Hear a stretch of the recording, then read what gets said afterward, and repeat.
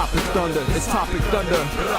Just acknowledge it, knowledge with no scholarships. It's Topic Thunder, it's Topic Thunder. Breaking everything down, tech to politics. It's Topic Thunder, it's Topic Thunder. We don't tell you what you want, we just give you what you need. It's Topic Thunder, it's Topic Thunder. News, brews, and views from these Chi-Town streets. Topic Thunder.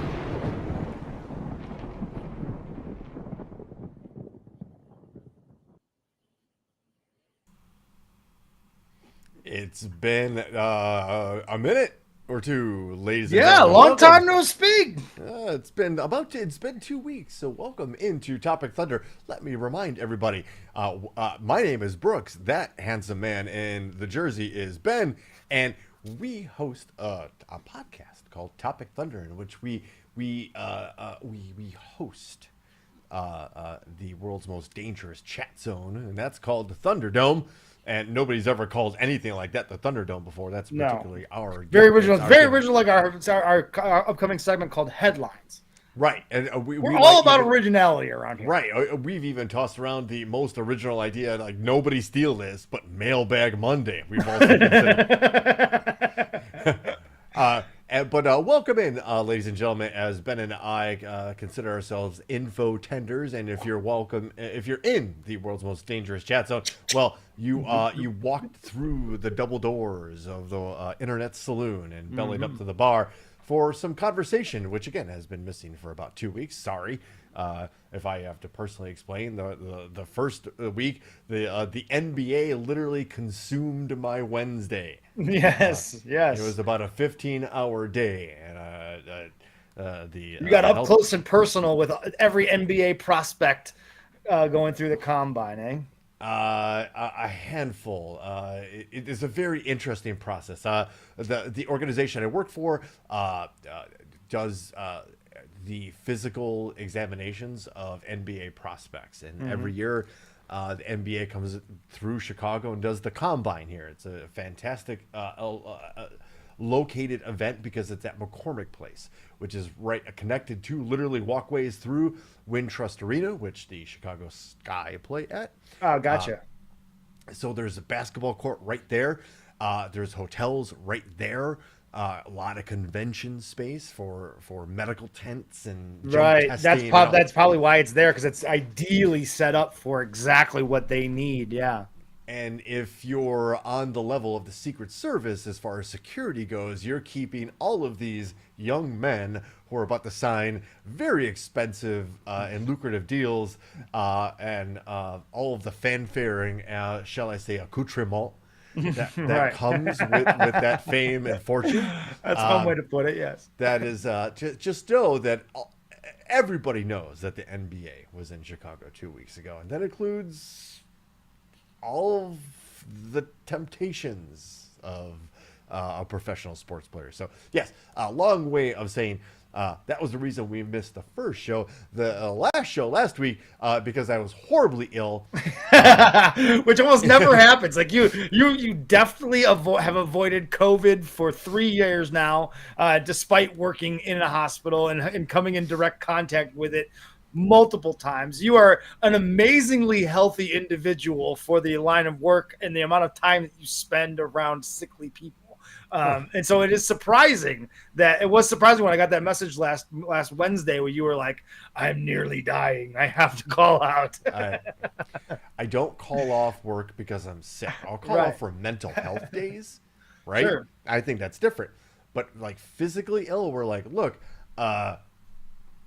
walking to the bathroom wins me. Like, right. and I cough up like half a liter of green stuff along the way. Yeah, gross. Yeah, absolutely. That's where I was last week. So, you know what? I needed a little bit of a break. I'm back. I'm refreshed. I'm ready to go. Usually, when we take a couple of weeks off, we've got a lot to talk about. And looking at the setup of the stories that you sent to me in prep, we do have quite a bit to talk about. We got to cover a lot of ground in the next hour and 20-ish, 30-ish minutes or so. Don't tell them that much. It's an hour, folks. It's We haven't done an hour. We haven't done an hour in 150 some episodes. Where are we at now? This is episode 156. 156. I can promise you we have done 155 of them in over 1 hour. All of them. There's not a single one that's been an hour long. To steal a phrase from a fellow Illinoisan, Jimmy Pardo, this is the fastest hour in podcast. Correct, because you look up and it's an hour in, and then all of a sudden we hit you with the lightning round. We're closing it up, and by an hour 20, we're downstairs eating dinner, and you're in the other room eating dinner. So that's the plan. Without further ado, let's take it out from USS Rapapa. Without libation would be a crime. So. Want to share with you guys a little beverage that I bought for myself for my birthday. I've made very well known my love for the Islay Scotch whiskey. Yes, you do. I do love smoky, peaty. Not my phrase, but the best description I've ever heard of an Islay is like kissing a mermaid that just had barbecue. It's like the fourth or fifth time I've said it on the show, so it's not mine. I don't remember where I read it, but it is the absolute truth when it comes to drinking an Islay Scotch whiskey, and this one is no exception. Went a little overboard on the budget to afford it, but it's worth every single sip. So I got myself. That's not all whiskey there. I like to mix mine with a little bit of water, a little bit of cold water. Interesting. Okay. I'm in that camp that like some people like what they call neat, which is just straight up. But this is some pretty strong stuff, and I'd like to get to that hour and 28 minute without having to get an epinephrine injection or some shit like that. Well, I'll tell you this: our crowd loves when you're by the middle of the show or so. The words start slurring a little bit. You mispronounce a few words here and there. I think it's the charm of the second half of Topic Thunder every episode. That might happen just based on the amount of Dayquil that I've been on over the last buddy. Sure. I've been popping them like candy, like Flintstones vitamins. So, here's to you. Here's to everyone. Cheers. It's been a while. Key lime of sparkling water. Let's do it.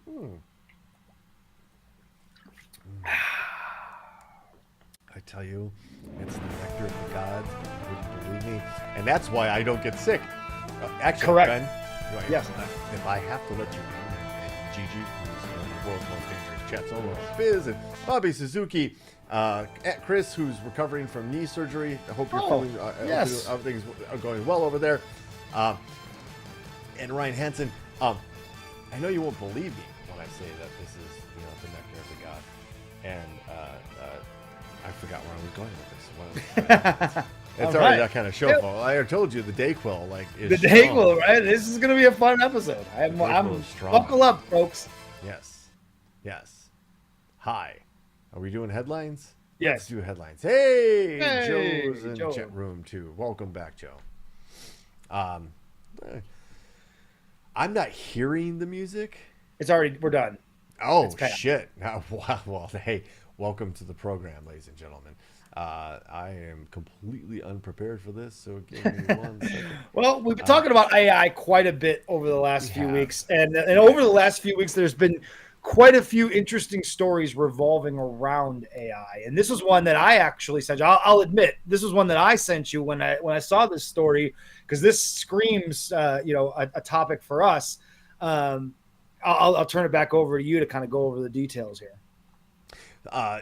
Just in the last week, Scarlett Johansson basically started a legal war against OpenAI because they basically mimicked her voice for their new AI chatbot.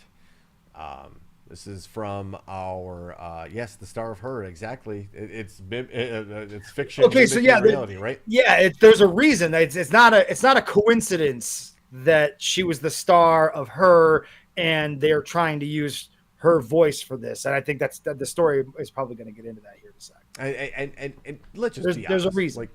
Yes. So from our friends at The Guardian, When OpenAI's new voice assistant said it was doing fantastic in a launch demo this month, Scarlett Johansson was not. The Hollywood star said she was shocked, angered, and in disbelief that the updated version of ChatGPT, which can listen to spoken prompts and respond verbally, had a voice eerily similar to hers. One of Johansson's signature roles as voice of a futuristic version of Siri in the 2013 film Her. And for the actor, the similarity was stark. The OpenAI chief executive, Sam Altman, who we've covered before because he was the guy who was on the board and ousted previously. Yep. And then brought back. Correct. Weird because he went to Google. He got literally hired by Google like that. Correct. We talked about it. I thought you sniffed a little something weird going on there with Sam Altman. Sam Altman's not a good dude. Yeah. Sam Altman's not a good dude. As we go back to the story. In a statement, Johansson said Altman had approached her last year to be the voice of ChatGPT and that she declined for personal reasons. Do you have to give a reason to decline a job? No, but OpenAI approached an extra voice for ChatGPT after 5 had already been chosen, including the voice that had alarmed Johansson. She was approached again days before the May 13th launch. Days before the launch. About becoming a future additional voice. Which screams, we've already done it. We're just hoping you'll give us the okay. Retroactively give us the okay. Mm-hmm. Right? And that's an important distinction there. Not the okay to do it. Correct. The okay that you've already done it, even though I've already said no thank you. Right. OpenAI wrote that AI voices should, quote, not deliberately mimic a celebrity's distinctive voice, end quote. And that the voice in question used by the new ChatGPT 4.0 model, Sky, which if you like the Terminator movies should alarm you too. Right. Hi, Dad. Sky was not an imitation of Scarlett Johansson, but, quote, belongs to a different professional actress using her own natural speaking voice, end quote.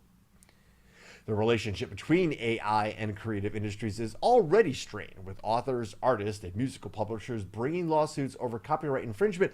But for some campaigners, the furor is emblematic of tensions between a wider society and a technology whose advances could leave politicians, regulators, and industries trailing in its wake. We've already seen that too. Like the horse is kind of out of the barn, right? Yeah. To coin a phrase, like it's out there. They're making new Drake songs, without his consent, without him actually being using songs without people's consent. Yeah, right.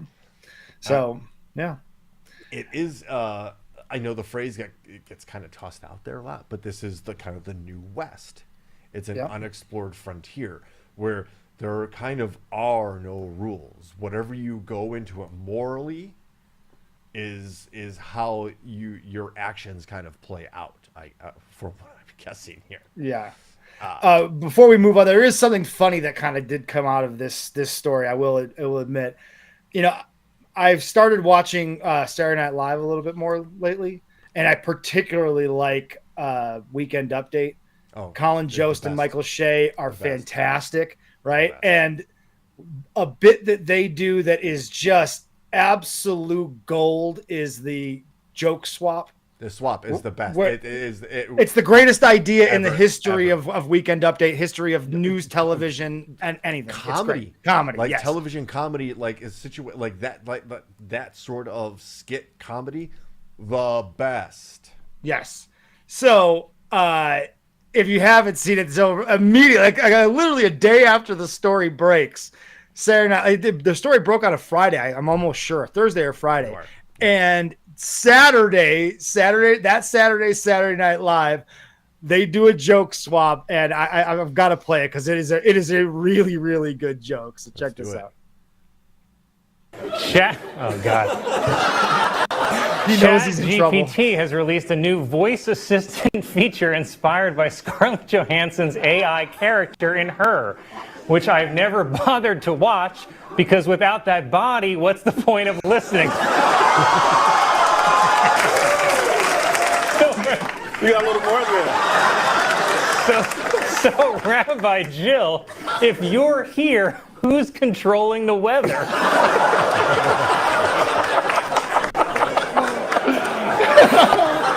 I don't even get that joke. Oh If you're man, not so familiar with the bit, they secretly write a joke for one another, Yes. and like only the writers know. Allegedly, only the writers really know like who's getting what, right? But Yeah. Obviously, it's targeted humor. There's been some stuff that Jost has written for Shay that. Like, Oh yeah, they are brutal with each other. Like, don't get me wrong. Like, Shay got him on that one, but Jost gives it to Shay just as good as he gets it. For Just sure. imagine being a talented, creative comedy writer, and you get to slip in a joke, a roast type joke about your best friend during your Right, and his televised famous segment. wife, right? Like his Right. famous wife finally makes the news, and you're like, "Oh shit, I've been waiting for this." Yeah, Right? He's Yeah. written. So keep it in the AI theme because, Yeah. and that's certainly not the end of the Scarlett Johansson thing. Because No. fortunately, she has the resources to kind of pursue these legal avenues, and I'm sure we're not. That's not the end of it. But Ben, I came across this story. yeah, this is crazy. This gets a little nuts. Mm-hmm. And of course, we have to caution everybody that this is the Sun, the U.S. version of the Sun, which is a famous English tabloid. Think the Inquirer. Right, and this is also about China, and we know that anything that gets out of China is heavily edited to be only in favor of whatever they got going on. So yeah, you got to take this with a very small grain of salt, so to speak. Yeah, but also understand that there is a grain of truth Right. in some of this, right? Like this story didn't come out of nowhere because while it almost sounds made up, I will absolutely guarantee it's not. Right. This is from inside China's AI hospital.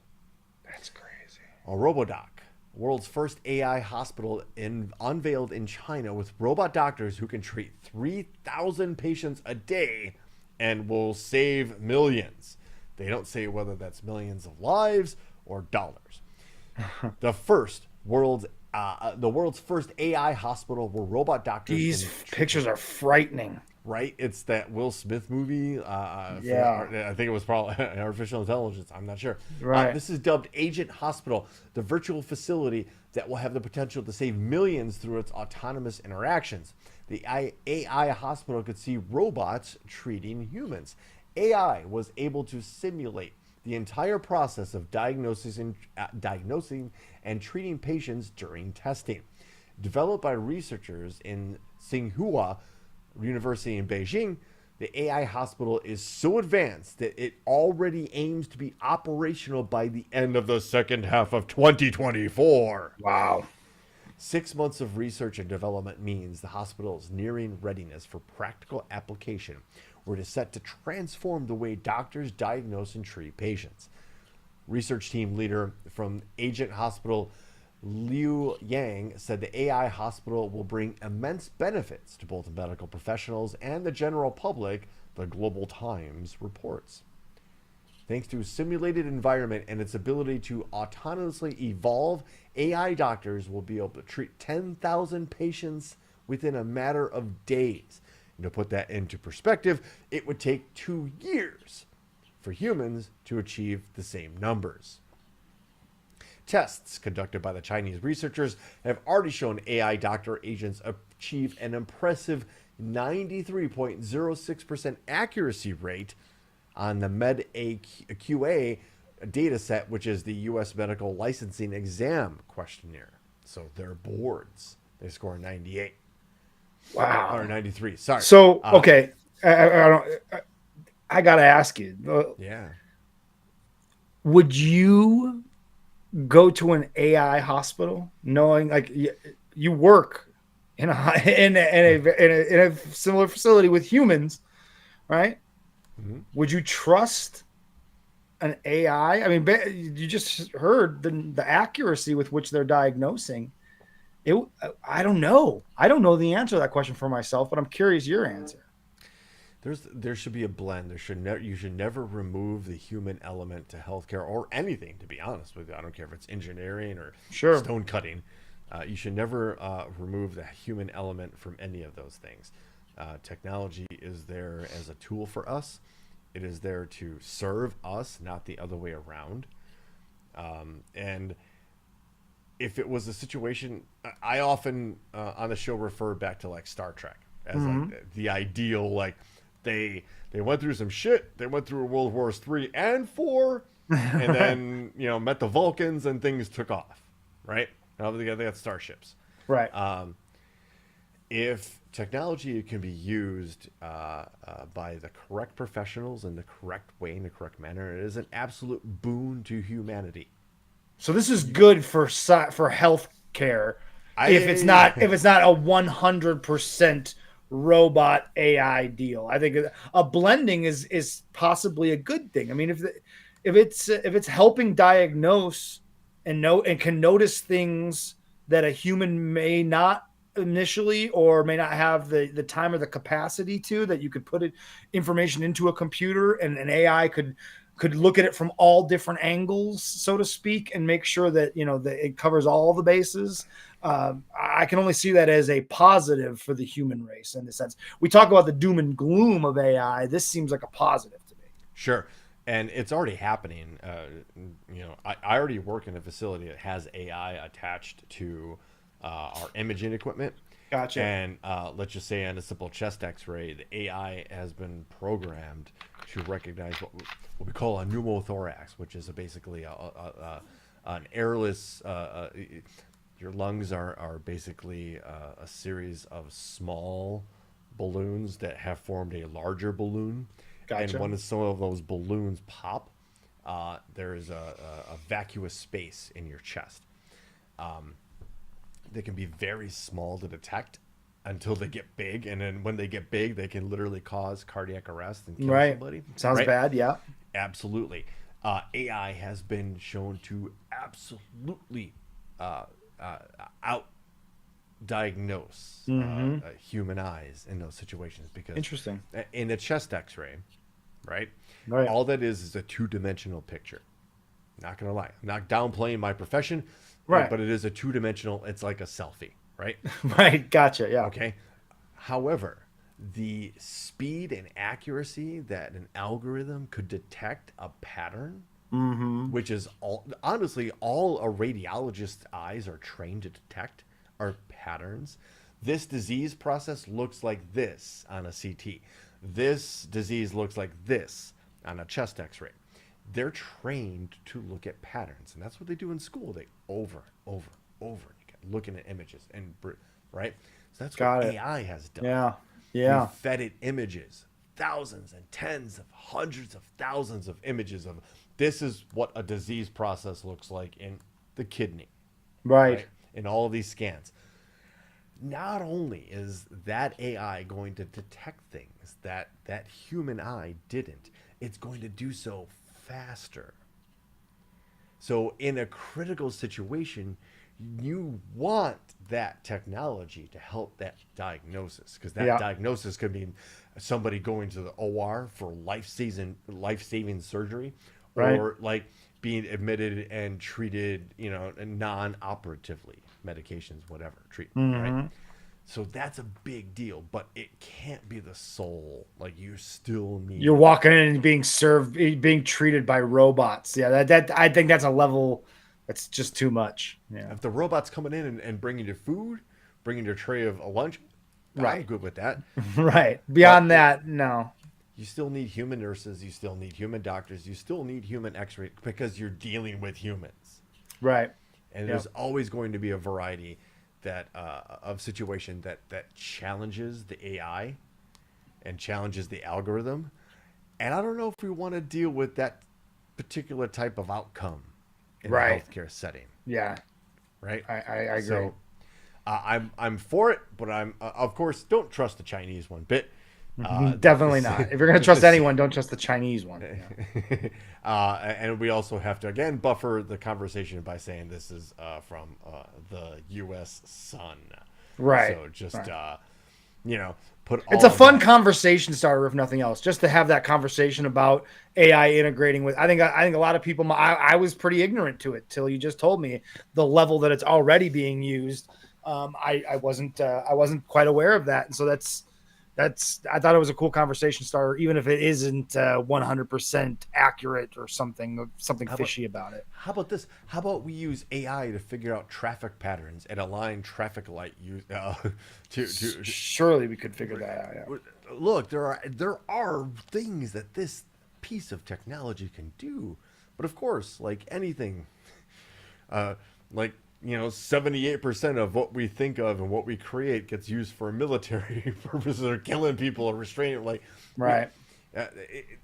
All of this sounds great, and we can have these conversations about these stories and reflect upon them in almost like a vacuum, right? But the ultimate thing is we kind of have to fix ourselves first. True. In order for these things to really be the thing, so I can go see the rings of Saturn up close in a starship. Right? Which is a goal. Thank you. Right. We might not get there because, I don't know, we seem to, here in America, we don't mind the concentration of money and power. And we're going to skip this Google story? I mean... Oh, no, this is absolutely part of it. Got it. Okay. Because if you told me that your search engine of choice was Bing, I might slap you. Yeah, there is something a little bit off by someone who uses Bing as their search engine. Why don't you use Google? Yeah. Everybody uses Google. Right. It almost sounds like a Seinfeld. Everybody uses Google. Why don't you use Google? Everybody uses Google. Why don't you use Google? Right.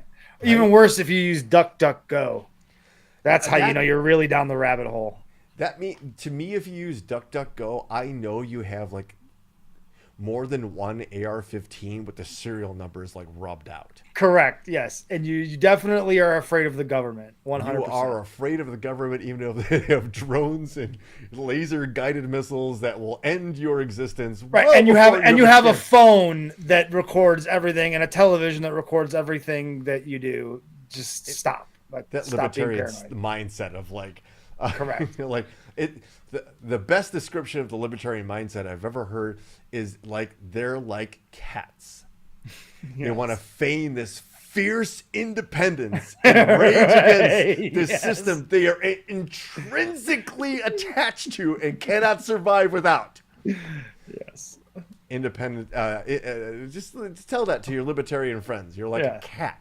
Yes. And go let them until they need something, but cats always eventually need something from it. They need something. They can be food, water. But you got to feed me, right? Where's my water? I got some catnip. Do I get one of those fancy carpet trees? And very similarly, cats want a relationship with others on their terms only. Mm-hmm. Right? And libertarians are very similar. Same. They want interactions with the rest of humanity on their terms only. They don't give a shit about your terms. They don't give a shit about how you see things. Nope. This is their world. You're just living in it, and you have to deal with their thing. If it doesn't make sense to you, too bad. Sorry, I'm a fucking cat. You're going to pet me or not, motherfucker. This is how it is. Yeah, I'm going to go pee in that box now. Yeah, right, and you're going to clean it up. Right. Again, our fascination and allowance with the concentration of power. You don't have to go too far. You actually do have to go far into U.S. history to see how Teddy Roosevelt busted up all of these monopolies, and we're kind of seeing something like that happen now with a massive leak of Google information about their algorithm. This is a article from The Verge. Google's search algorithm is perhaps the most consequential system on the internet, directing what sites live and die and what content on the web looks like. But how exactly Google ranks websites has long been a mystery, pierced together by journalists, researchers, and people working in search engine optimization. Now, an explosive leak that purports to show thousands of pages of internal documents appears to offer an unprecedented look under the hood of how Google search works, and suggests that Google hasn't been entirely truthful about it for years. Surprise, surprise.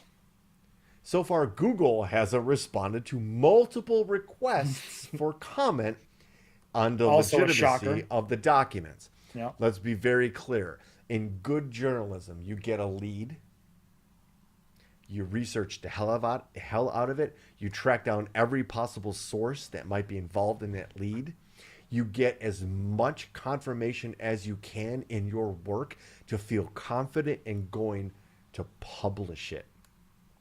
At that point, that story goes to your editors, that story goes to other editors, and to legal, and then your publisher reaches out to whoever is involved in that story and says, we are going to publish a story about this X, Y, and Z, about your company, your whatever.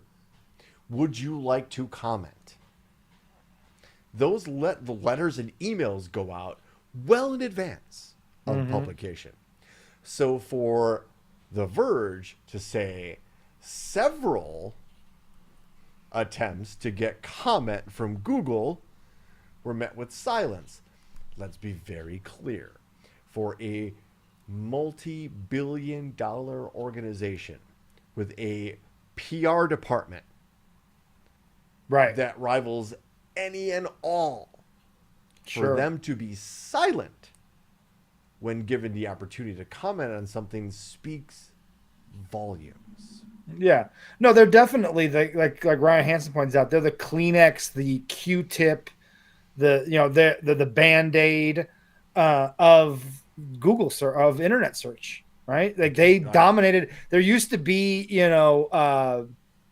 Outlook for a minute. There was Outlook, there was AOL, there was Expedia, I believe. How many times has Microsoft? How many different reboot search engines have we Explorer? used? Yahoo was a search engine. It still still is. is. Nobody uses it, but it still is. It still is, but nobody has. They literally Ask quite Jeeves. frankly, Remember Ask Oh, Jeeves? Jeeves. Oh, yo, Jeeves. Jesus. Jeeves.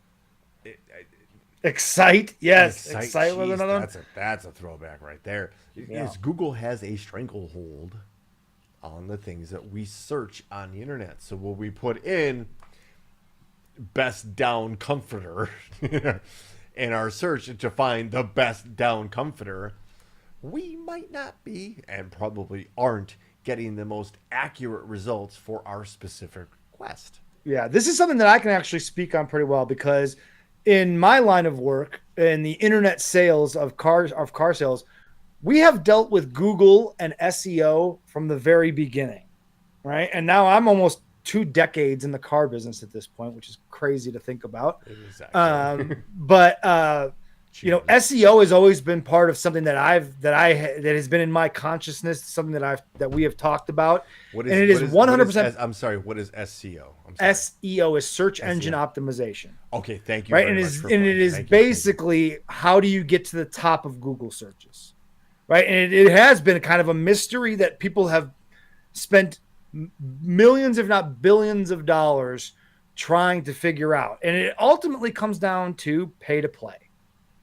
Google has leveraged their dominance to say, okay, we in the early days, it was just a matter of content. Was your content relevant? How relevant was your content? Did you have, were your links, all together? Or were there some broken links? Those things were what affected your SEO. Okay. But as they grew and became the dominant force, they understood their ability to sell advertising and pay per click advertising, which is sell the metadata, probably. Right. And so still to this day, right now, we pay for a service that when you type in, let's just say Mazdas, right, and you're anywhere near Lubbock, Texas,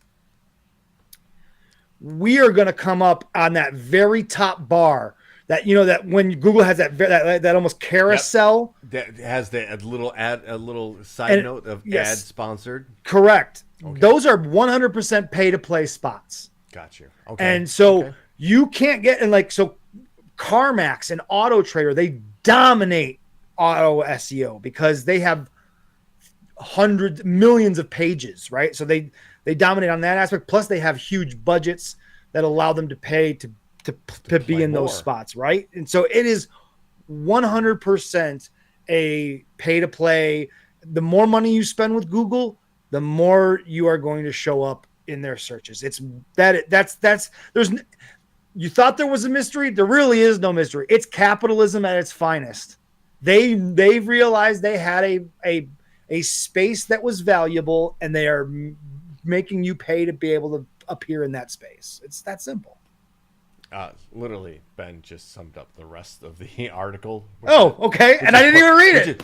Which is perfect because that comes from personal experience. You have actual experience dealing with this. And I know Biz is in the chat zone, and I know he's a private business, small business owner too. So he's probably butted up against maybe the other side of that, right? Yep. For whatever reason. Well, if you're selling goods the way that Biz is, hard goods like clothing and what's the right words, apparel, you're going to go up against you got to do business on some level with Amazon.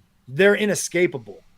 So Google and Amazon, if you're a small business in the United States and you are wanting to get your product out and noticed, you are going to have to pay large sums of money to both Google and Amazon, or else you have almost no chance of survival. It becomes so much harder. You have to really be savvy on social media and go viral, figure out a way to go viral outside of them. But otherwise, you have to go through those two big gatekeepers when it comes to getting your product and your brand out in front of consumers.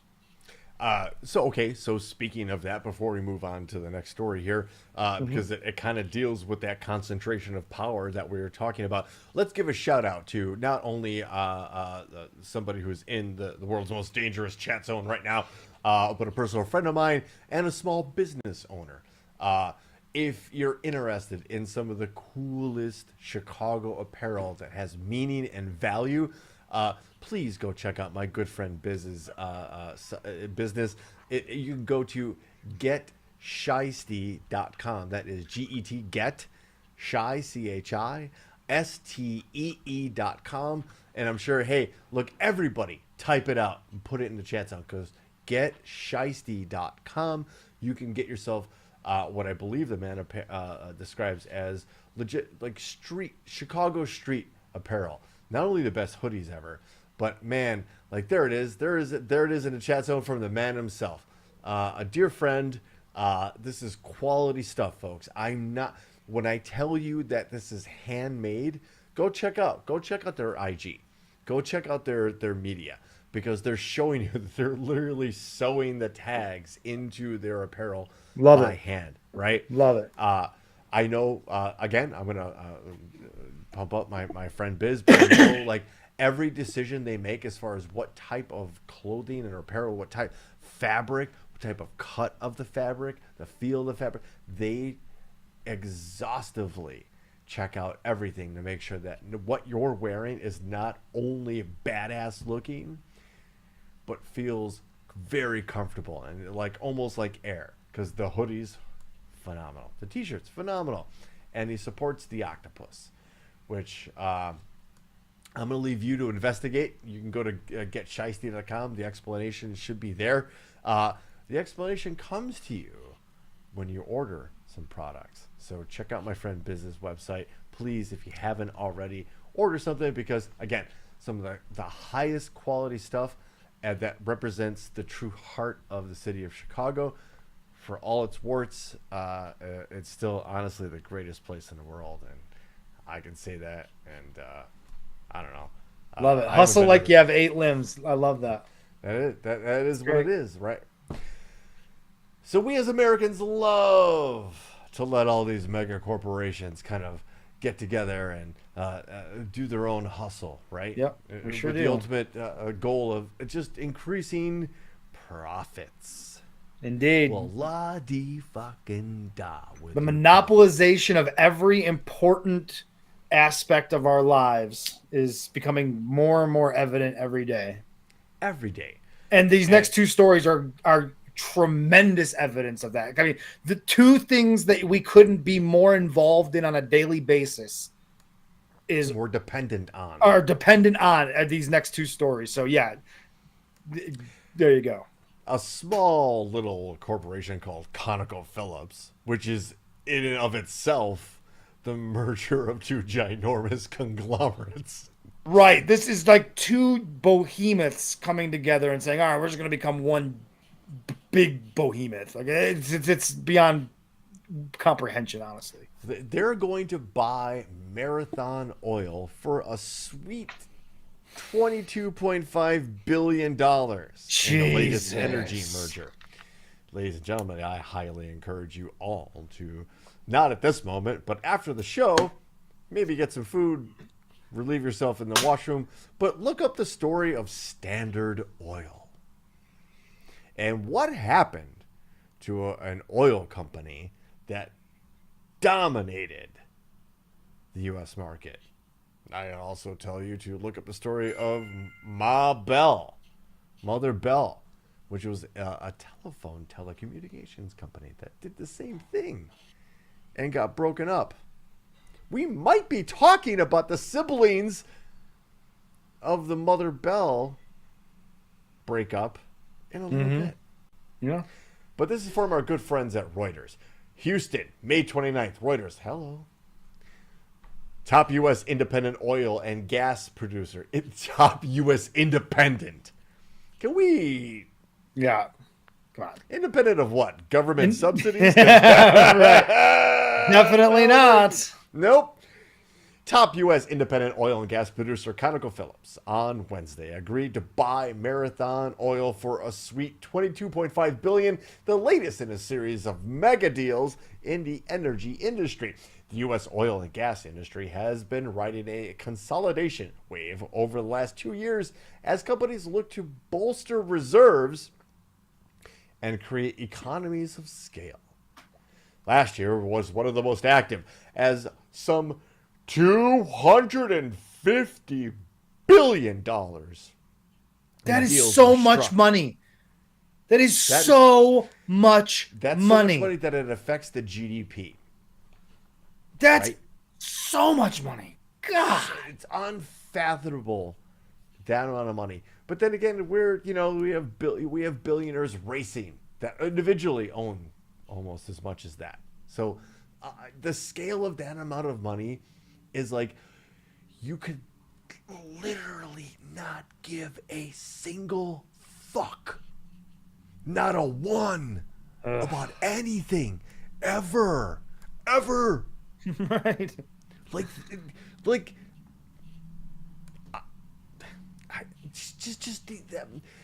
you're untouchable. You're Yeah. above the conversation. Yeah. And it's not right. No, it's just not. right. There's nothing Disparity right is about not this. right.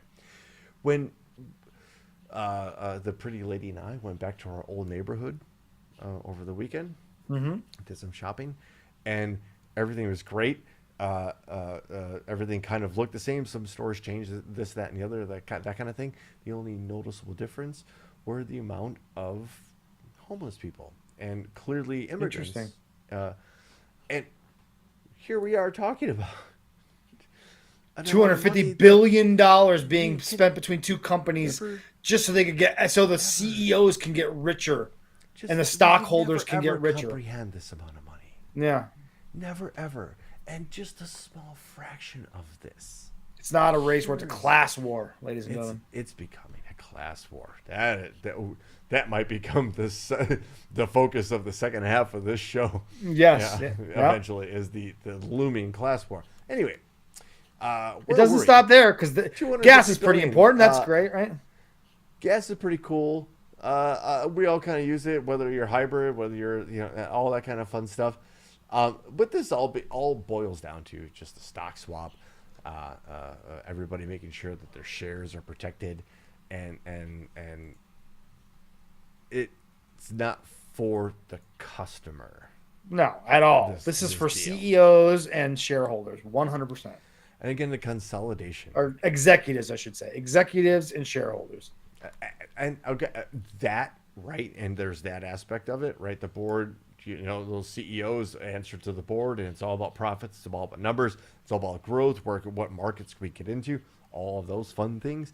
But at the same time, it's also about the consolidation of power, because those people sitting on the boards of these corporations are also sitting on the boards of the corporations that are being bought and being sold, and on all these others. So it's not like there's competition when these board members that are the bosses of the CEOs that tell the CEOs, like, this is what you need to do, this is your agenda, Right. they're not beholden to any allegiance to a corporation, a company, or a cause or anything, because they sit on sometimes several dozen. They're beholden to the shareholders. That's who they're beholden to. All it is increasing share price, profitability, and for whatever that's worth.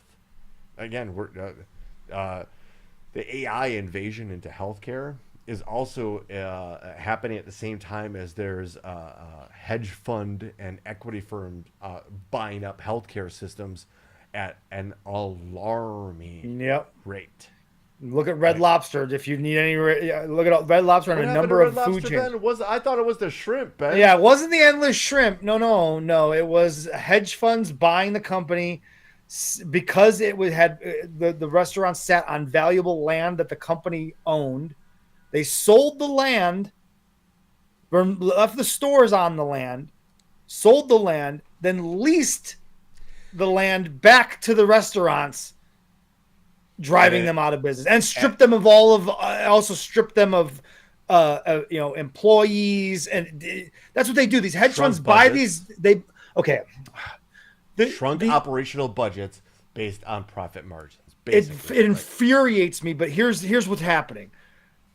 Hedge funds and the stock market maker and the traders, the big funds that trade on the stock market, they're playing a game together, right? They are recognizing companies that are going out of business, that are no longer relevant. They're playing monopoly in a lot of ways, right? And they identify these companies, and the stock market allows, we've talked about this before, that you could basically bet on the stock market, on a stock going down, and make money when the stock price goes down, rather than just making money when the stock price goes up, which is what you would think that's the purpose of the game. Which means they have a vested interest in that company losing money.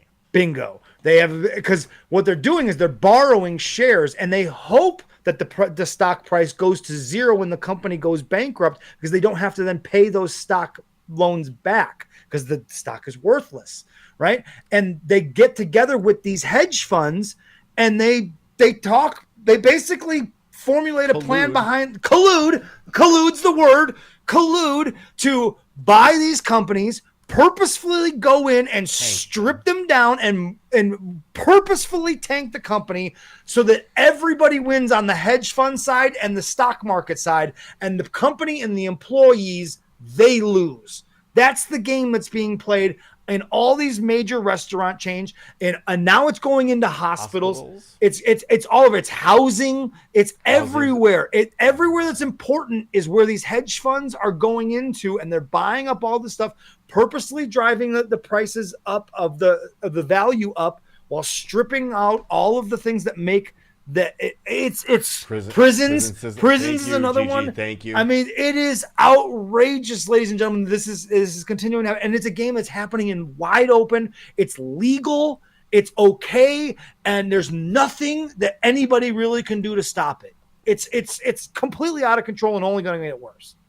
It's egregious. That's another way to put it. It is egregious. We need a president like Teddy Roosevelt that came in. Again, it's the story of Standard Oil.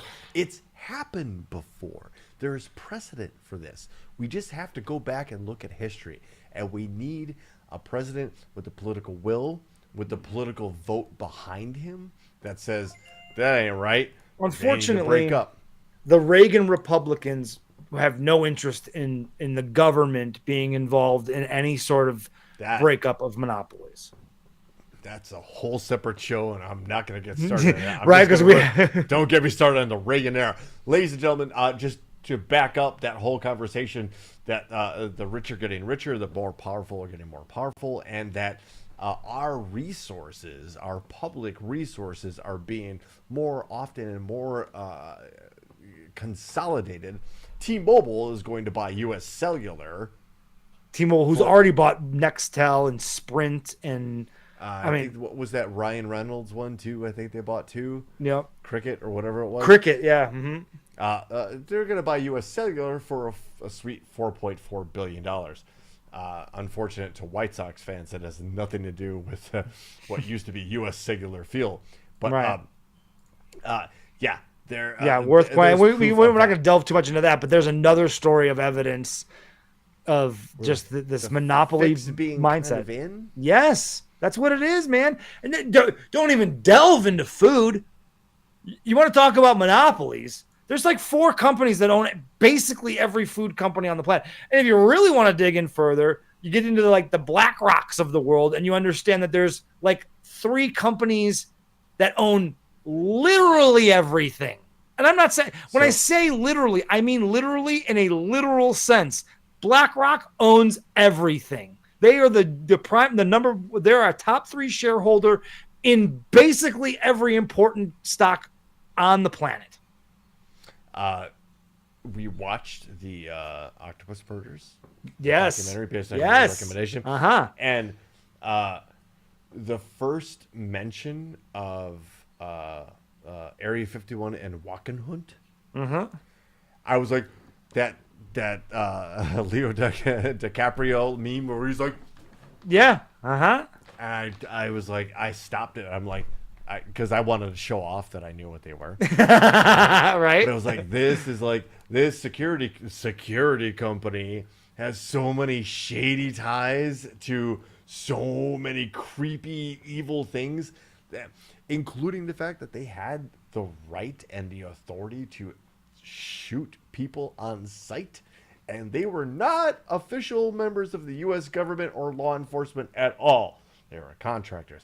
So these were the people outside of Area 51 where if you got too close and set off those ammonia sensors, they came in like stealth jeeps and shit with bright lights, blinded you, hog-tied you, and you got deposited 30 miles outside the Nevada desert somewhere where you didn't really want to be by yourself. Yep. I was like, yeah. So that's kind of fascinating documentary, right? Fascinating. Octopus Murders. Please check that out if you haven't. I'm going to drop this one because I'm not going to get into it because I don't want to derail the show, but I'm going to drop this in there we'll talk about it but there's a new one on Netflix called Power that talks about the basically law enforcement in the United States and how it started and how it's gotten to the point where it is now, where it's become kind of out of control, so to speak. It is tremendous. It's only like an hour and a half long, I believe. It's not a multi-part documentary. Okay.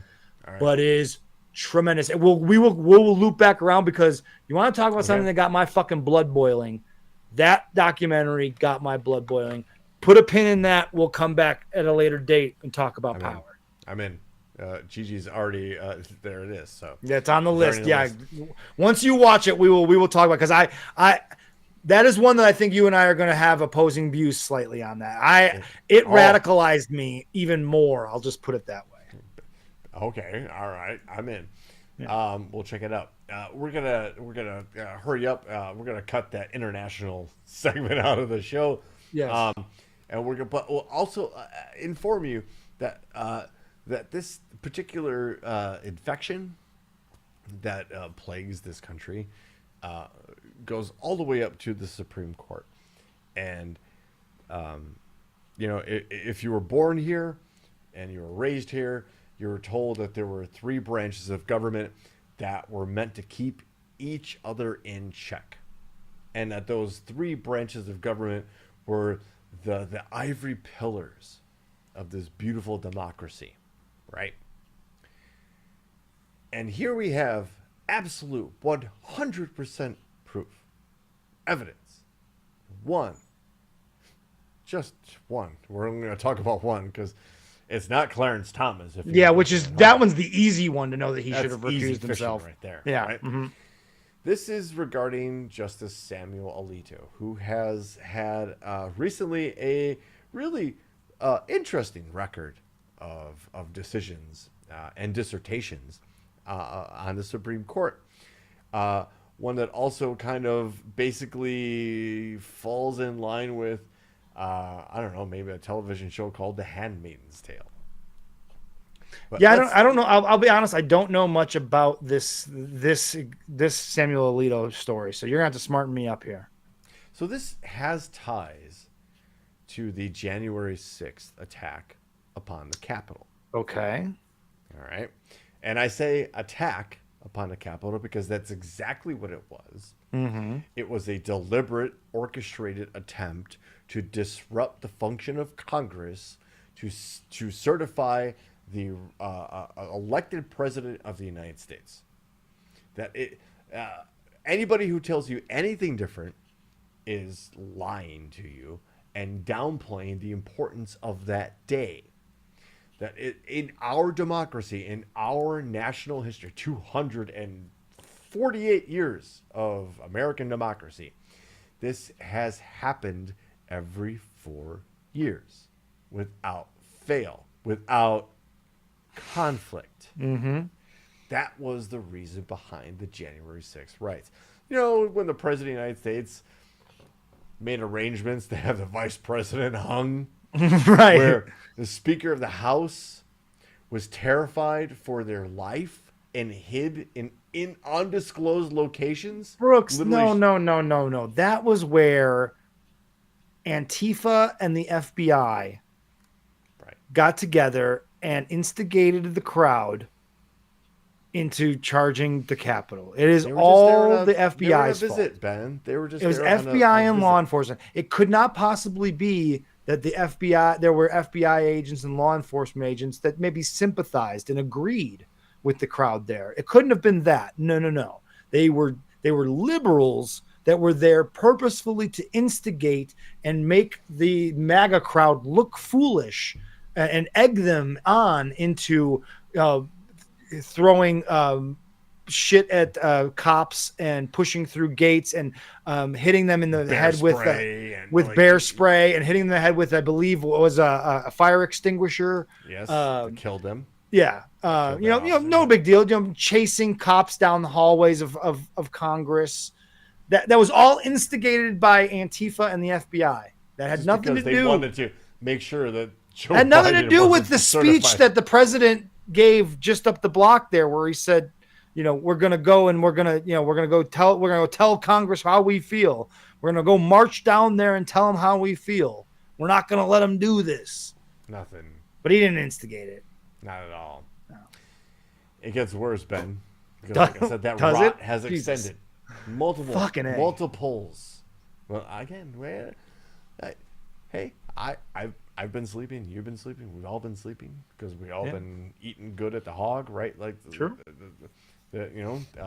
Enjoying life, enjoying the finer things, whether we're struggling or not in life, but we haven't been paying attention to what's been going on like we probably should have been. Probably not. Washington, hello. Conservative Supreme Court Justice Samuel Alito declined Wednesday to step aside from two pending cases relating to the former presidents Donald Trump and the January 6, 2021 attack on the Capitol following a report that he flew continuous flags. I think that's contentious. Contentious. Thank you. Yeah, we're getting to that point, folks. Here we are, about 59 minutes in, baby. I called it. All right. Yay, in letters written to members of Congress. No, I'm not going to do anything weird. In letters written to members of Congress calling for his recusal, Alito said the two incidents involving flags at his home in Virginia and a vacation property in New Jersey. First of all, Supreme Court judges, bless their hearts and their legal careers, should probably not have vacation homes. It's Probably a not. bad look. Yeah. I'm just saying, if you've dedicated your life to being a judge, I'm sure you were an attorney, prosecutor, defendant, whatever. Beforehand, you became a judge, you became a federal judge, and you moved on. But your salary shouldn't necessarily dictate a vacation home, especially not in an idyllic situation or a place, which it is. Right. Yeah. No. And when I read this story, when he says that, they do not meet the conditions for recusal set out in the Supreme Court's newly adopted ethics code, it's weird to say this, but he's right, because we just talked about Clarence Thomas briefly. If anything should meet the conditions of recusal, it's Clarence Thomas and his involvement in this, and the fact that he hasn't recused himself. It does seem if Clarence Thomas isn't going to recuse himself, then Justice Alito shouldn't have to either, because flying flags is compared to what Clarence Thomas is involved in. Correct. Is literally nothing. I mean, literally nothing at all. So I agree with you at that point. However, just the brazenness, sure, of this, yeah, oh yeah, of flying a flag on multiple properties. So you're doing it on purpose. It's not like a no, it was his wife. Remember, it was right, his wife. Well, it's his wife. Right. Like that guy is like that guy who votes against women's rights. That guy who wants to go back to a very biblical version of how men should treat women. That guy says, you can fly whatever flag you want, honey. Yeah, of course. Yeah, he's not the type of guy that would absolutely demand of knowing of. Yeah, no. Stupid. Yeah. I'm sorry, but not sorry. You are fucking stupid if you think that guy allows his wife any measure of space in what she does or expresses about her personal beliefs. Zero chance. Also, let's not let her off the hook, because she is certainly signed on for this life and has enjoyed the lifestyle so far because she gave in and sacrificed the spirit of the moment for this fucking piece of rotten testicles. Yes, dude. The Supreme Court in this country is corrupted. There's no ifs, ands, or buts about it. And the millions of people that sat out the 2016 election and allowed Donald Trump to become president. This is what we get. But this is going back and even further. I know we've mapped it out. Reagan thing, right? But like this goes back to Nixon. Sure. He failed, and they were like, we got Reagan? Okay, fine. And this goes into a very weird skew of American politics that, unfortunately, our untrained eyes aren't necessarily affixed to, right? We can't see the long game because we're constantly being shown what's on our phones, what's on the internet. And before that, it was the news, it was radio, it was constant. When cable came in, you started seeing all the media influx and onslaught of information became a lot. So if you weren't attuned to that and you didn't particularly give a shit, you were easily tuned out by things and almost desensitized to certain situations because they kept happening. You kept hearing about it. So you're like, all right, well, no, we know a lot of people that are like that. When it comes to American politics, we know a number of people that are just plain exhausted by it. So they just throw their hands up and say, I don't want anything to do with it. I'm just going to live my life. I'm going to worry about my life, my circle of influence. Whatever happens. It ain't my fucking problem. It doesn't affect my life directly. And they're just sick of it and throwing their hands up. That's probably the largest segment of Americans, to be perfectly fucking honest with you. I would counter that with saying that there's a large segment of uninformed people who may have voted for the first time in 2016, Sure. who didn't give a shit about politics up until that point, I think there's a lot there. Yep. that didn't get the nuance of it, that didn't have the historical background of the situation, that, pardon my crudeness, Ben, but I think you'll agree with my assessment and analogy that it was much like a pro wrestling event. People went for whoever could cut the best promo. Sure. And here comes the conest of the con men coming. Right. One of the best promos in the business. One of the best. And sold a lot of people that were disfranchised about. And continues to. Continue to be. But somehow think that he's the cure.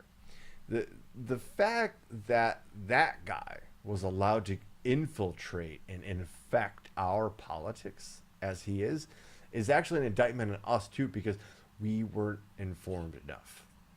But again, in our defense, we've been under attack, whether you like to acknowledge it or not, with information via social media for well over a decade. And you can thank the Chinese, you can thank the Russians, the North Koreans, the Iranians, and a couple others. In our own, and on people in our own backyard, right? Our own backyard. Yeah. But with all of the conspiracy, the biggest conspiracy is that there is a group of people trying to control things, that there is a group of people trying to force us back into the dark ages of our laws and politics and our religions. They're just not secretive about it. They're out in the open. They're the ones telling you that the other people are the bad guys. Right. Right? That's all you need to know. If you're accusing somebody of doing terrible things, you're probably doing it yourself. Because the first thing they tell you in Nazi Germany, in Goebbels Class 101, is to deflect and accuse the person, your opponent, of what you're guilty of. Yes, it's called projection. You're projecting an image that is really your own image. You project that onto someone else as if that isn't who you really are. And you tell it that lie over and over and over. I posted. I read an article this last week. I posted a snippet out of it, and this gentleman had a great quote where he said, "If you tell a lie enough to uninformed people, they'll believe it. Trump and they're not informed enough to know that they're being lied to." Trump was telling them, "I love the uneducated." Why, Ben? Because they don't know any better, and they'll believe anything he says. Because they're sold by the comment. So we've already stretched into that over an hour thing. Yeah, we did. That was expected with 3 weeks off. We had a lot to talk about, and I think it was a good, healthy discussion about a lot of things, and an important discussion and about important decision that is coming up in November. Right? Mm-hmm. It's not about like. I'm still here to tell you as of right now.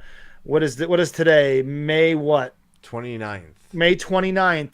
I know it's still early, but man, I am still convinced Donald Trump is winning this next election, bud. I'm going to have to see something majorly change in the next 6 months, but I don't see what it is, man. I don't know. Don't trust the polls.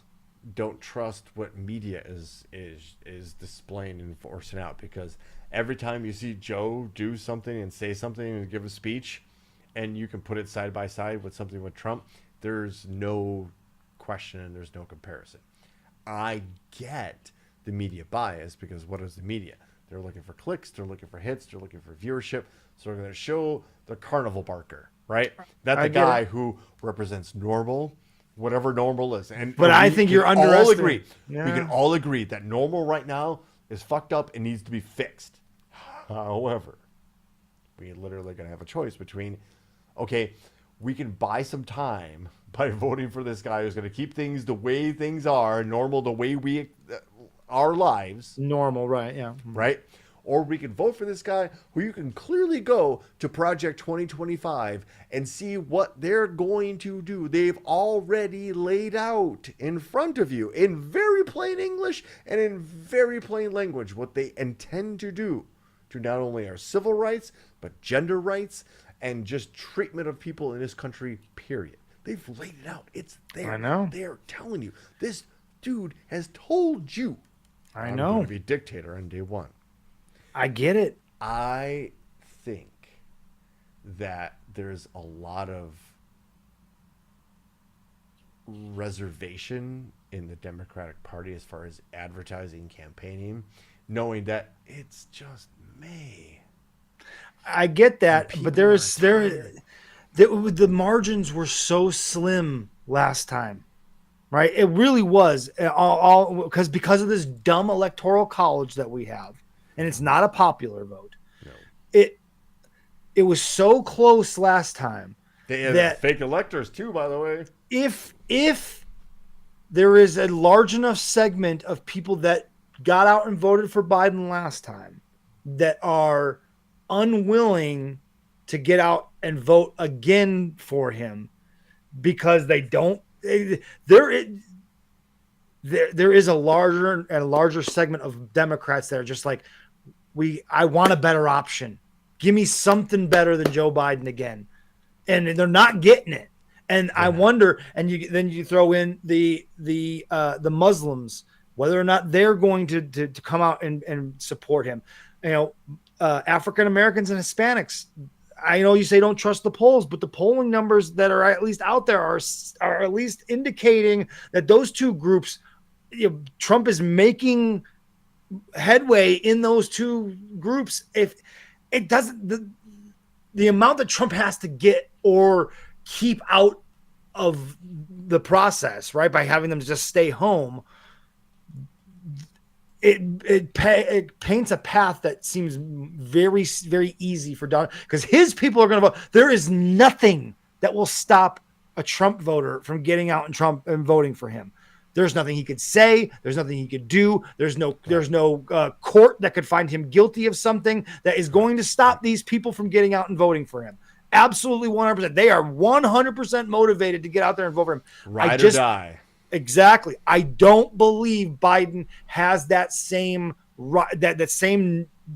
coalition behind him at the same size as the Trump supporters do. I don't see it. I don't feel it. And maybe it's because I'm in the middle of Trump country and it's skewed in that sense. But you look at, when I talk to people on the street that are to say they vote Democrat, there's a lot of people that are just like, I can't get behind Biden. I just can't. I want a better option. I need a better option. I don't like the way he's handling Israel in that situation. And of course that's and we left out a couple stories. We left out actually the entire international segment, right? Show, based on domestic affairs, and that's fun. It's cool, and it is going to come down to the discussion of policies and international relations and such. However, I think honestly, it will come down to people just venting. Maybe right now. I hope coming to their senses when it comes to November and going, because it's whether you like the choice or not, right? And we can agree, like we need a better choice than Biden. We need. Right. You and I are both progressive. You will probably, and I think you would admit, a little more progressive than I. Sure. But I think we can definitely agree that we need a more progressive Democratic option. Younger. We can absolutely agree on that. Mm-hmm. Yeah, that's no, I feel you, and I just feel like there's going to be people that are going to feel like they can just grit their teeth through another 4 years of Trump and not understanding that how much damage could truly be done this time around. Like, the pandemic threw a monkey wrench in what Donald Trump really wanted to accomplish the first time around, right? It derailed a lot of what him and his cronies had planned. His goons. And surely, if they win this time around, they're going to waste no time. None. They are going to accomplish as much as they possibly can, because in American politics, it is far easier to get something on the books than it is to get it taken back off of the books. So once they get it in, it is nearly fucking impossible to get that shit reversed. I mean, we're going to see it in commercials and campaign advertisements, and I'm sure in debates it's going to be brought up, but he's on camera saying he's going to be a dictator on day one. I mean, honestly, He wants immunity. What is he going to do with it? That means? Yeah. What do you think that means? He's literally arguing to the Supreme Court that he should have immunity, right? As a former president. Right. So once if he gets that, right, if he gets that sign off from the corrupted Supreme Court, when he becomes president, what the fuck do you think he's going to do with that power? What do you think a Donald Trump is going to do? What do you think a Donald Trump and his ego is going to do, knowing that he cannot be stopped, literally cannot be held accountable for his actions? I can't. Holy shit! I'll tell you what everybody's probably going to do. They're going to clamor for my dad's favorite segment on the show, the lightning round. Hey, it is the lightning round, and if you're just joining us, like Bobby Suzuki for the first time in a long time, let me just quickly go over the rules of the segment and introduce you to the full might of the world's most dangerous chat zone, the Thunderdome. Folks, this is the lightning round, and what I'm going to do is read you 3 headlines. You, the people, are going to decide what story we discuss. It's kind of that simple. It really is. Democracy at its finest. It's also very complicated, like democracy is. It's a mess, as it should be. True. So, without any further dilly or dally, ladies and gentlemen, headline number 1. North Korea flies 260 feces-filled balloons across border to the south. Oh, yeah, it's been a long time since we've had a shit story. I almost had a shitty a theme quip of about it. Yeah, but there are some people on here in the chat zone that are sensitive to the poop. Oh, wow. Headline number 2. Sorry, I like shit stories. They're funny. Catholic organization defrocks AI priest Father Justin after it okays baptizing a baby in Gatorade. An AI priest. That's great. And headline number 3. Family stricken with rare brain worms after eating undercooked bear.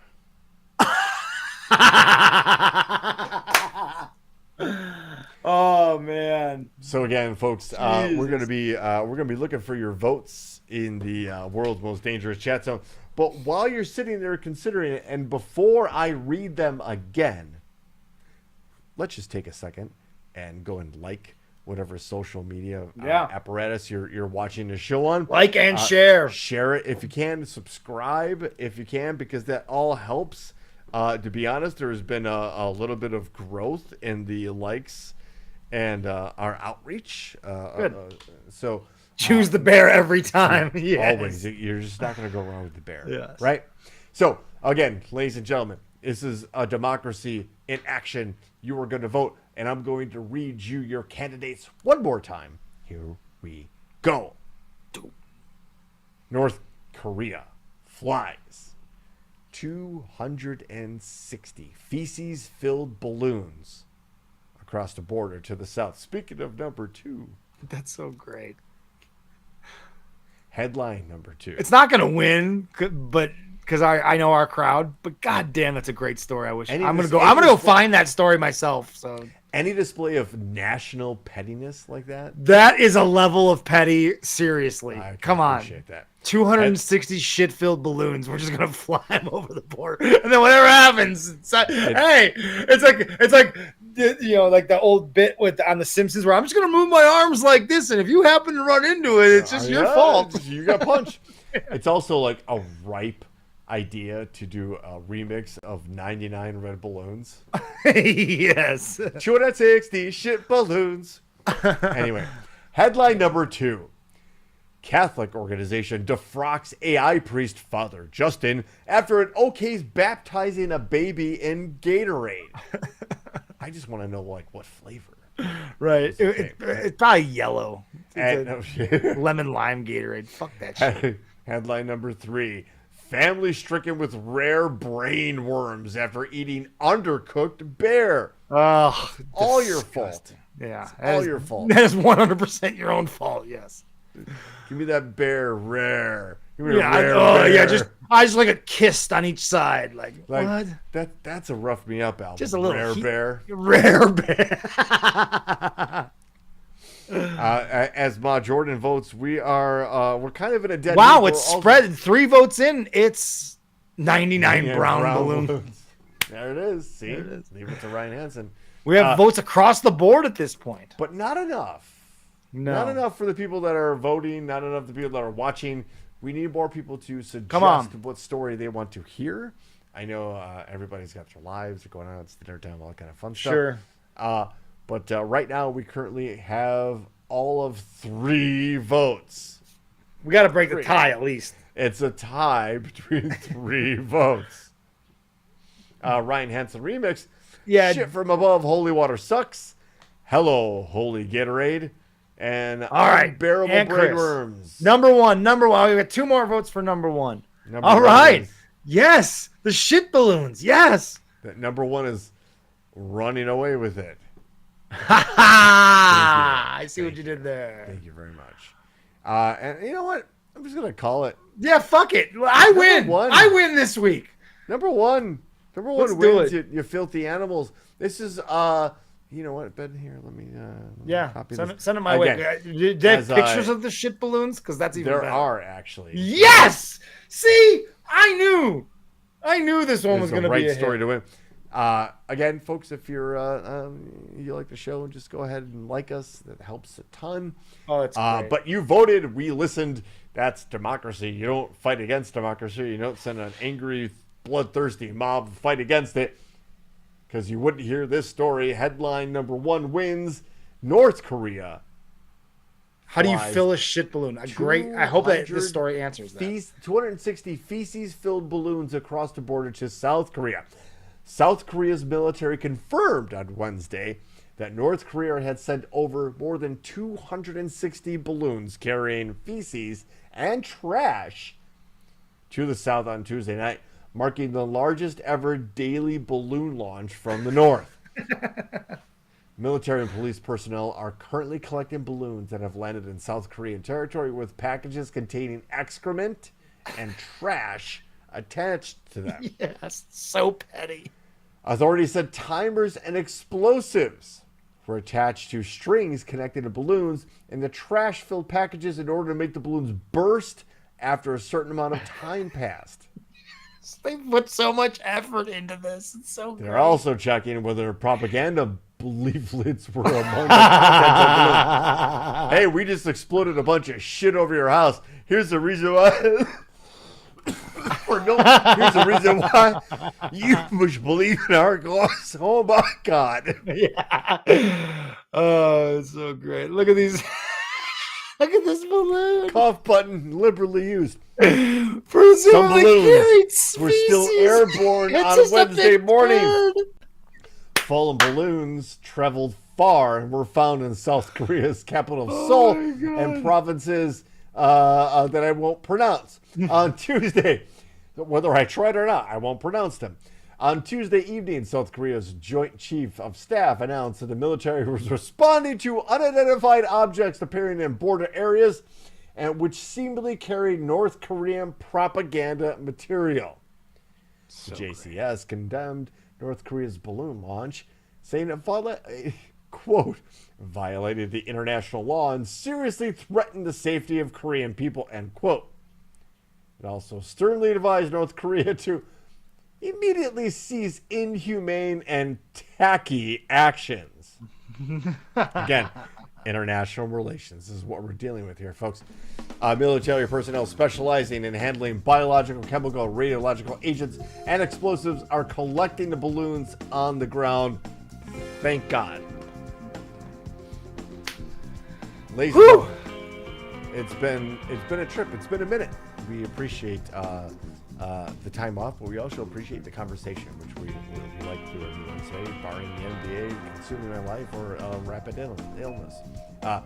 You've been here. You've always been here. Thank you so much. You guys are the lifeblood of the show, the world's most dangerous chat zone. My name is Brooks. That handsome, grateful for your patronage. Tell your friends, tell your folks, tell your people. That's what we do. Go get some gear from GetSheisty.com.